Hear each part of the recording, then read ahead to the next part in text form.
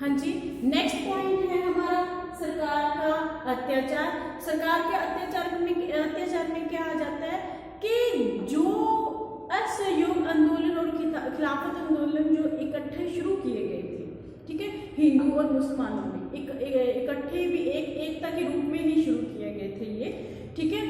और ये जब ये शुरू किए गए थे तब तो ब्रिटिश सरकार ने इनकी तरफ कोई ध्यान नहीं दिया, लेकिन जैसे जैसे ये प्रगति करता गया तो इसमें क्या है कि जो ब्रिटिश सरकार ने इसको निर्ममता से इसका दमन करना चाहा, ठीक है। और फिर क्या है कि उसने कांग्रेस तथा जो खिलाफत संगठन थे उनको अवैध घोषित कर दिया और प्रेस, जुलूसों तथा भाषण देने पर भी प्रतिबंध लगा दिया गया। 1921 ईस्वी के अंत तक 30,000 आंदोलनकारियों को गिरफ्तार करके जेलों में डाल दिया गया, ठीक है। इनमें गांधी जी को भी छोड़कर कांग्रेस तथा खिलाफत आंदोलन के लगभग सभी प्रमुख नेता शामिल थे जिन्हें गिरफ्तार किया गया था, सिर्फ गांधी जी नहीं थे। सरकार ने आंदोलनकारियों पर अमानुषिक अत्याचार भी किए, स्त्रियों को उनके साथ भी अपमानजनक व्यवहार किया गया।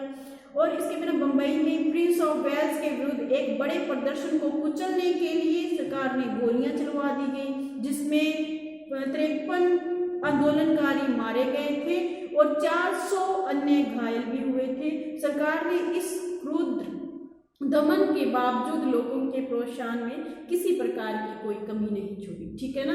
फिर भी आगे नेक्स्ट है आंदोलन को स्थगित करना। आंदोलन को स्थगित क्यों किया गया? क्योंकि ये अहिंसा पे आधारित था। महात्मा गांधी ने कहा था कि ये अहिंसा पे ही चलेगा, लेकिन इसको स्थगित करने का भी एक कारण हो गया था चौरी चौरा की घटना। ये जो उत्तर प्रदेश के जिला जो गोरखपुर जिला के गांव था एक चौरी चौरा, जिसमें 3000 किसानों ने प्रदर्शन में भाग ले रहे थे, जिसमें, ठीक है, ये बेटा घटना है 5 फरवरी 1922 की, ठीक है।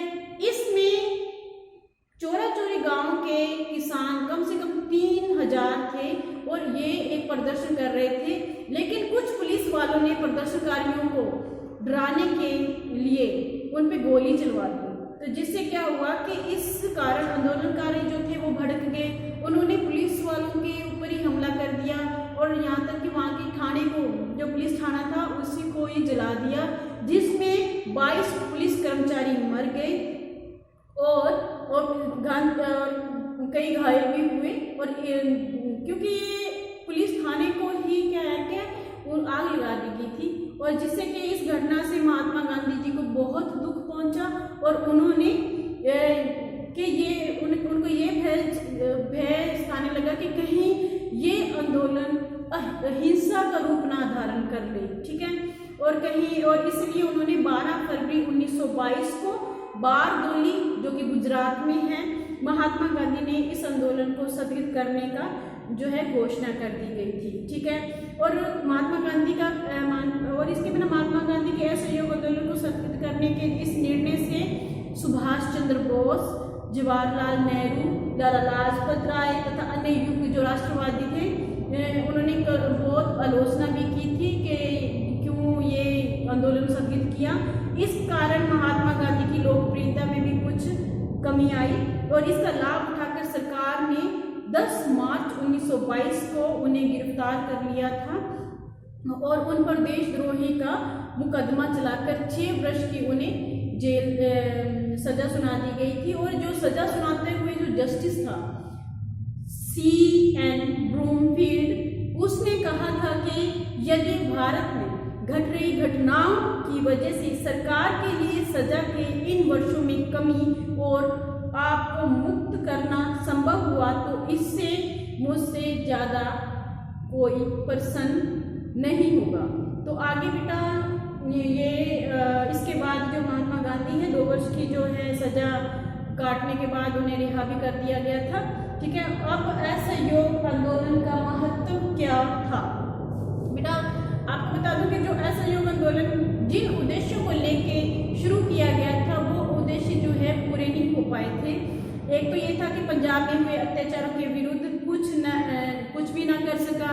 दूसरा, जो खिलाफत के जो हिंदू मुस्लिम एकता खिलाफत का आंदोलन जिस विषय के लेके शुरू किया गया था उसमें भी सफलता प्राप्त नहीं हुई, और ना ही वह अपने वायदे के अनुसार कहा था कि 1 वर्ष में स्वराज्य मिल सकता है, ना स्वराज्य दिला सका, और हिंदू मुस्लिम एकता की भावना भी जागृत करने में भी असफल रहा। और इसके बावजूद इनमें कोई संदेह नहीं कि असहयोग आंदोलन के कारण भारतीय राष्ट्रीय आंदोलन ने एक नए युग में भी प्रवेश किया, और इस आंदोलन में पहली बार जन साधारण के सभी वर्गों को बढ़ चढ़कर भाग लिया।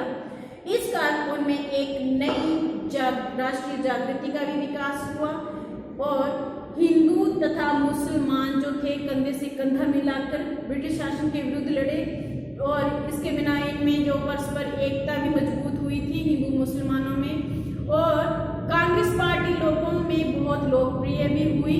इस आंदोलन ये जो कांग्रेस पार्टी है ये भी बहुत ज़्यादा लोकप्रिय होगी, और इसके बिना कांग्रेस के अधीन भारत को अंग्रेजी शासन से मुक्त करवाया जा सकता है। ये लोगों के अंदर ये भावना पैदा हो चुकी थी कि कांग्रेस के अधीन ही हम भारत को आज़ाद या स्वराज्य प्राप्त कर सकते हैं।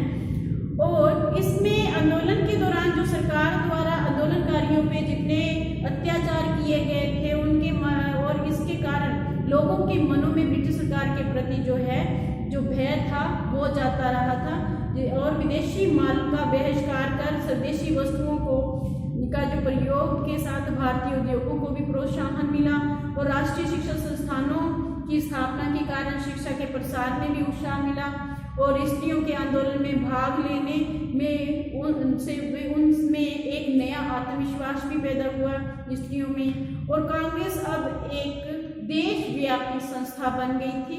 इसमें किसान, मजदूर, विद्यार्थी भी सम्मिलित थे इस आंदोलन में, और कांग्रेस ने हिंदी को राष्ट्रभाषा के रूप में भी प्रोत्साहित किया। हिंदी भाषा को अंग्रेजी का महत्व भी कम हो गया था। खादी कांग्रेसियों की नियमित पोशाक बन गई थी, और इस आंदोलन के कारण जो है छुआछूत का जो भय था और तथा मद्यपान जैसी सामाजिक बुराइयां थी वो भी दूर करने में सहायता मिली थी। निस्संदेह असहयोग आंदोलन ने विभिन्न क्षेत्रों में महत्वपूर्ण देन दी है। ठीक है, हाँ जी, ये था हमारा असहयोग आंदोलन, ठीक है ना, जो कि महात्मा गांधी द्वारा चलाया गया था 1920 में, लेकिन ये 1922 में, ठीक है ना, महात्मा गांधी के द्वारा बारडोली जो कि गुजरात में इसे स्थगित किया गया था। और इसकी किसकी वजह से कि चौरी चौरा जो स्थान है उत्तर प्रदेश के गोरखपुर जिले में, वहाँ पे एक हिंसक घटना हो गई थी किसानों के द्वारा, जिसकी वजह से कि इसे स्थगित करना पड़ा। ठीक है, ये हमारा आंदोलन था। इसे अच्छे से पढ़ना और अच्छे से याद भी करना बच्चे, ठीक है, समझ के याद करना।